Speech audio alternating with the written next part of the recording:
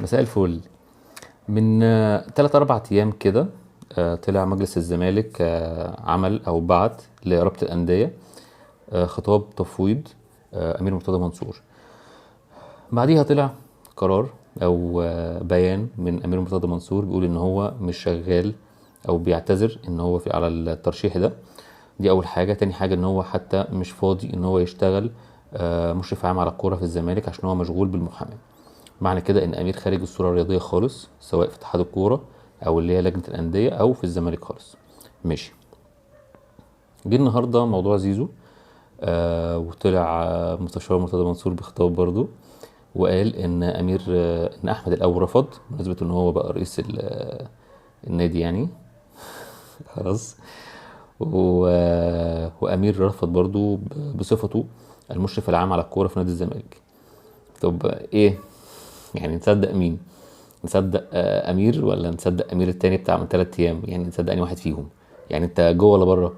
ولا انت معانا في الصفقات اللي ما بتجيش، ولا انت مش معانا؟ ولا انت في ازمه القيد ولا مش ازمه القيد؟ ولا انت مين؟ مش عارفين بصراحه. يعني انا مش عارف انت ايه؟ يعني مفيش حد بيطلع يقول. مره برضو مستشار مرتضى منصور طلع قال ان امير بره بقاله شهرين بره المنصب ده، دلوقتي هو موجود. فاحنا مفيش حد فاهم، ايه اللي بيحصل يعني. دي حاجه الاولانيه. الحاجه التانيه، دلوقتي زيزو هو هيتباع. دي نمره بتتعمل في الاخر، بس هو هيتباع. يعني دي نمره كده بتتعمل وهيتباع بغض النظر اتباع او ما اتباعش. يعني نفترض ان هو ان هو اتباع. يعني هتبيعه وما تقولش ان هو ده عشان اساسي عندي في الفرقه ومش اساسي والكلام ده كله. انت بعت اللي احسن من زيزو، وبعت مصطفى فتحي، وبعت ابو جبل، وبعت ناس كتير قوي يعني. فما جاتش على زيزو يعني. فدي نمره معموله عشان توصل بس الرقم اللي انت عايزه في البيعه وهيتباع.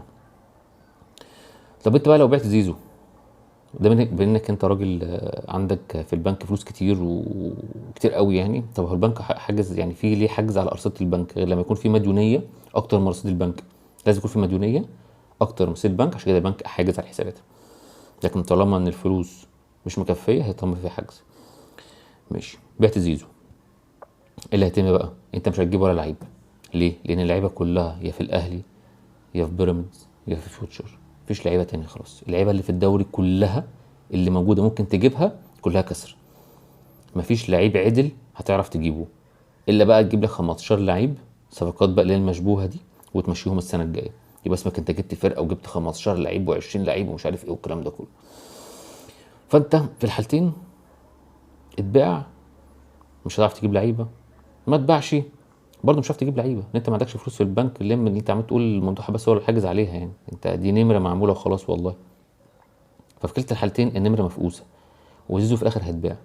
هتطلع المبلغ اللي انت حاطه واللي انت عايزه اللي هيطلع لك منه السمسره الحلوه، وهيتباع في الاخر. وامير ساعتها هيبقى موجود بقى في النادي مشرف عام على الكوره. طبعا هيرجع تاني بعد البيعه ما تتم، او في البيعه يعني ما تتم، وهيمسك تاني مشرف عام على الكوره. وبعديها لما الفلوس تخلص هينسحب. فلوس تيجي هيجي، فلوس تخلص هينسحب، ونفضل ماشيين في الدوامه دي اللي احنا مش عارفين اخرها ايه الصراحه. فدي نمره. وكده كده في الاخر احنا الموسم الجاي احنا داخلين على موسم ببهوأ. يعني ما هنطلع مثلا مركز خامس سادس سابع. احنا اقل فرقه عملت سكواد السنه دي، ده المصري عامل فرقه احسن من اللي عندنا. يعني تتكلم دلوقتي في الاهلي، بيراميدز، فيوتشر، بتتكلم في سموحه، بتتكلم في المصري، ادي كده 5. يعني بتتكلم في 5 فرق غير زد اللي طالعه اكيد عندها لعيبه برضو بتدعم بلعيبه. فانت اقل واحد، انت خلاص انت مش موجود يعني. فربنا ينصرها السنه الجايه ان شاء الله. شكرا.